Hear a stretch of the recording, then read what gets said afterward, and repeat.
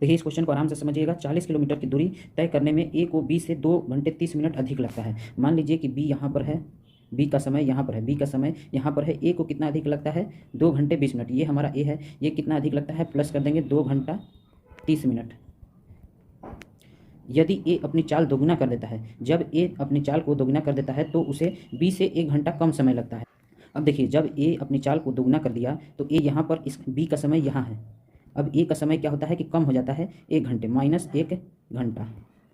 ये क्या था? ये हमारा पहले था जब समान चाल था। अब ये क्या है? यहाँ पर है, ये जब दोगुना चाल हो गया, दोगुना हो गया तब यहाँ पर 1 घंटा बी से कम लग रहा है। और देखिए ए क्या कर रहा है? अपनी चाल को दोगुना कर रहा है, यानी कि ए का जो चाल हो जाएगा ये हमारा क्या है? गति। यहाँ पर हम गति लिख देते हैं। तो ए का गति पहले कितना था और बाद में कितना हो गया? पहले 1 था और बाद में हो गया 2, और गति है 1 और 2, तो समय कितना हो जाएगा? समय हो जाएगा 2 और 1।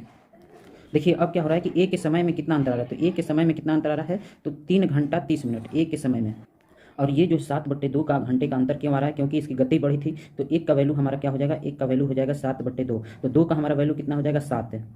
यानी कि यहाँ पर देख सकते हैं कि ए का पहले का समय आ गया है 7 घंटा। तो ए का पहले, बी का पहले का समय कितना हो जाएगा? तो ए का जो यहाँ पर 7 घंटा है, यहाँ पर हम 7 घंटा कर सकते हैं, तो 2.5 घंटा और पहले कह लेते हैं बी का समय। बी का समय कितना? 2.5 घंटा और पहले। तो बी का समय पहले कितना हो जाएगा? 9/2 घंटा। यहाँ पर आ गया। अब क्वेश्चन में कह रहा था कि ए और बी द्वारा 40 किलोमीटर की दूरी तय करने में औसत समय, तो ए और बी का जो औसत समय हो जाएगा ये क्या हो जाएगा? 7 + 9/2 औसत है तो नीचे 2 से डिवाइड करेंगे तो यहाँ पर आ जाएगा 5 घंटा 45 मिनट।